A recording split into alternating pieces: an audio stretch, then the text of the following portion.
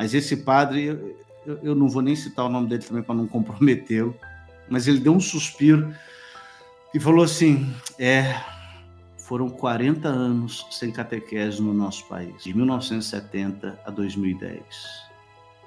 Cara, caiu uma ficha na minha cabeça quando ele falou isso, que 40 anos é um número simbólico nas escrituras, 40 anos de Moisés no deserto, 40 dias do Senhor Jesus no deserto, 400 anos do povo de Israel no Egito, foram 40 anos sem catequese no nosso país. Aí ele falou, de 1970 a 2010.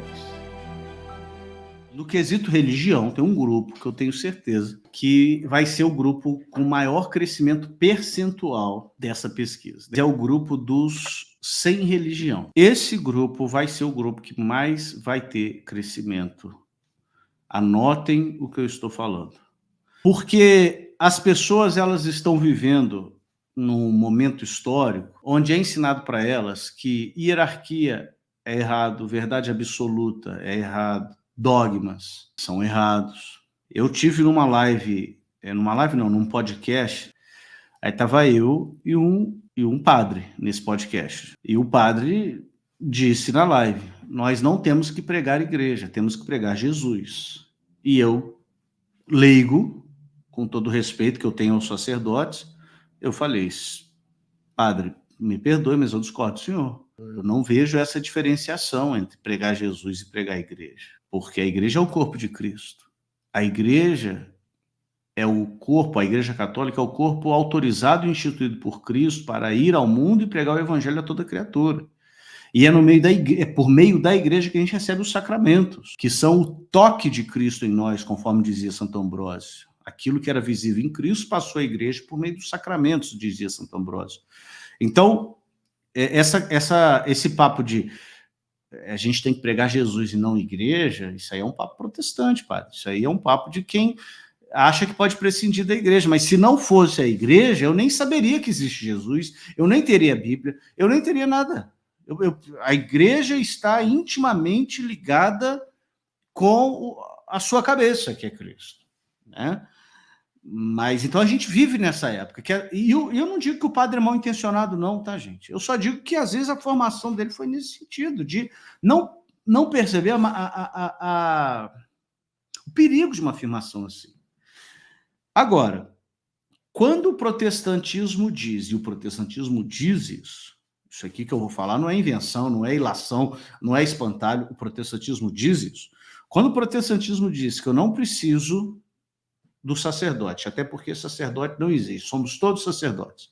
Quando o protestantismo diz que sacramentos não existem, quando o protestantismo diz que a igreja é uma realidade meramente invisível, quando o protestantismo diz que eu não preciso de ninguém, eu posso ir direto a Deus, quando o protestantismo diz que eu posso, eu sozinho, com a iluminação do Espírito Santo, ler a Bíblia e entendê-la, para que igreja?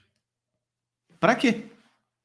Por que eu vou me comprometer com uma comunidade de discípulos, ir lá semanalmente?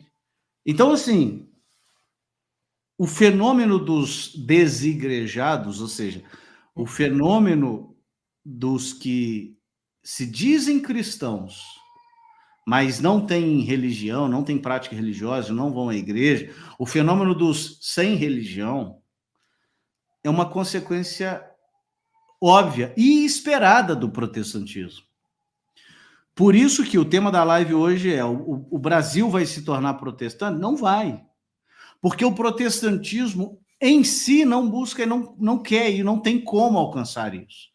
O Brasil ele teve um boom protestante por causa do movimento neopentecostal, não foi por causa do presbiterianismo, da Igreja Batista, da Igreja Anglicana, nem da Igreja Luterana. E também não teve nada a ver com o estudo da Bíblia. E não teve nada a ver com o estudo da Bíblia.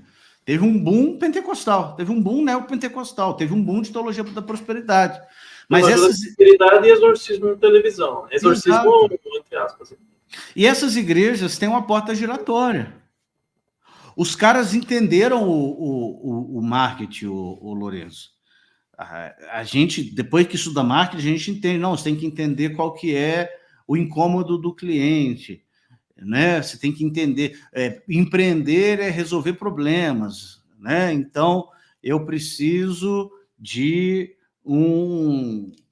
eu tenho um problema aqui, a minha parede está muito feia, eu preciso pintar ela sem gastar tinta. Eu comprei uma luz e vem com esse controle remoto aqui que eu escolho a cor que eu quiser pôr na parede. Ou seja, empreender é solucionar problema.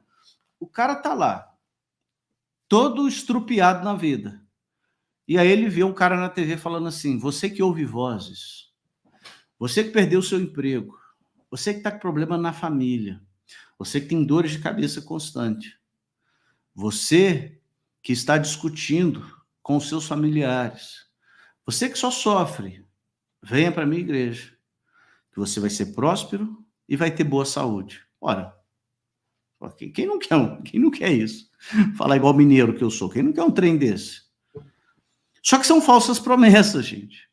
Aliás, primeiro, todo mundo tem problema na família, todo mundo passa problema financeiro, todo mundo tem dor de cabeça de vez em quando, e tem uns maluquinhos que ainda ouvem vozes. Ou seja, eles fazem um apelo para um público muito específico, que por natureza já não tem uma catequese sólida. Aí, minha culpa, minha tão grande culpa, ou nossa culpa, nossa tão grande culpa, né? Deixa eu compartilhar a culpa aí com os católicos.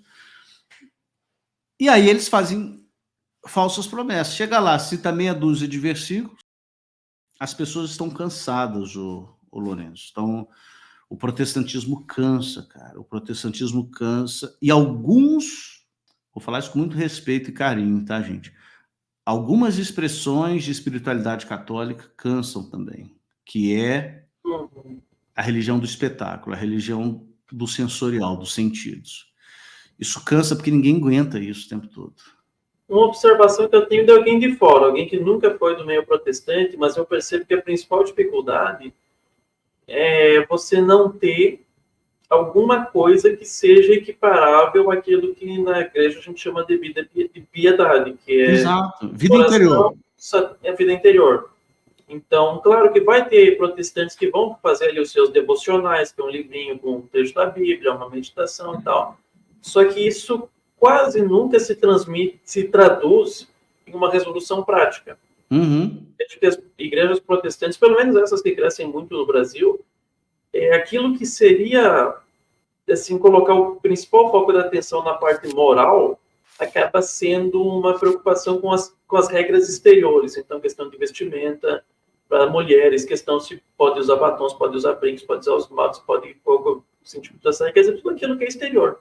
Exato. Porque não há uma preocupação fundamental porque, claro, não tem nem o conceito de pecado mortal, por exemplo. Então, não existe isso. Assim como não tem algo que pode se equiparar a uma vida espiritual ordenada, a distinção, pecado mortal, pecado venial, o que precisa tomar o lugar disso na prática religiosa cotidiana, a gente vê em concreto que é esse sentimentalismo pentecostal. Exato.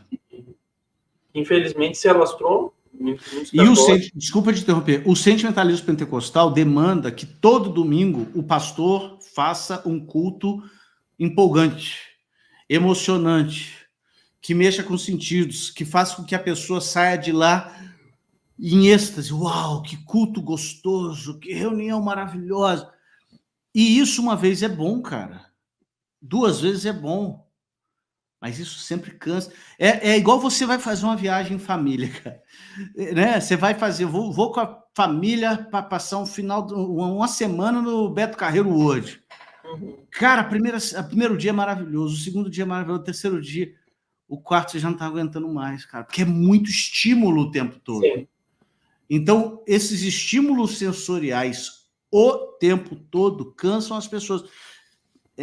Enfim, eu tenho amigos pastores, eu tenho muitos amigos pastores, tinha mais, hoje eu tenho menos, mas pastores que eu julgo fiéis àquilo que eles acreditam, entendeu? Assim, sérios, dentro do contexto deles.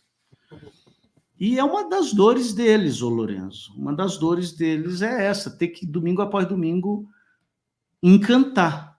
Se fosse uma exposição da escritura. Não é todo trecho da Bíblia que é apaixonante. Exato. Só que se eles não encantarem, se eles não gerarem o êxtase na audiência, No domingo seguinte, o sujeito sai da igreja dele e vai para do lado. Porque na do lado tem uma banda melhor, tem um departamento infantil mais bonito, com mais recursos para as crianças, tem uma mensagem mais empolgante, ou seja, eu não sei, em que cidade você mora, Lourenço? Eu estou morando em São Paulo atualmente. Ah, São Paulo. Eu moro em Juiz de Fora, mas São Paulo é mais que Juiz de Fora. Tem ruas aqui, cara, que você vai andando na rua, é uma igreja do lado da outra, assim, literalmente. Aqui em Juiz de Fora tem um cruzamento da Avenida Brasil com a Avenida Rio Branco. Na Avenida Brasil com a Avenida Rio Branco, a gente tem nos 4 cantos do cruzamento uma igreja protestante e algumas outras do lado. Então, assim, ó, que eu me lembro, eu não vou lembrar de todas, mas nesse cruzamento tem a Quadrangular, a Batista da Lagoinha, Mundial, uma igreja batista, a PIB, Primeira Igreja Batista, e uma igreja chamada Plena. Ou seja, 5 igrejas em um cruzamento, assim. E é um dos principais cruzamentos da cidade, que é o cruzamento da Avenida Brasil com a Rio Branco. Cara, se você não encantar para segurar o cliente, ele vai para o concorrente. Esta é a lógica. E eu tenho amigos pastores que estão exaustos por causa dessa lógica. É muito difícil, cara. É muito difícil. Sabe por quê? Quem vive do entretenimento e consegue viver do entretenimento, encantando toda semana, o que eles fazem? Eles mudam o público. Então, uma banda, por exemplo, né, eu nunca fui num show dessa banda, mas já me disseram que é maravilhoso, o Coldplay. É uma baita experiência. Mas eles não fazem o mesmo show para as mesmas pessoas toda semana. Eles mudam, cada semana é um público diferente, um show do Coldplay, né? Um show do Coldplay, os próprios parques de entretenimento, eu falei do Beto Carreiro, da Disney, muda o público. Ah, Eduardo, você está comparando igreja protestante com entretenimento? Tô. Aliás, não sou eu que estou comparando, não, são eles que se propuseram a isso. E eles que fazem isso, só que é o mesmo público toda semana. Então, eles estão exaustos. O número de católicos vai diminuir em termos estatísticos, mas o número de católicos praticantes e comprometidos com a Santa Igreja não vai aumentar, já está aumentando, né?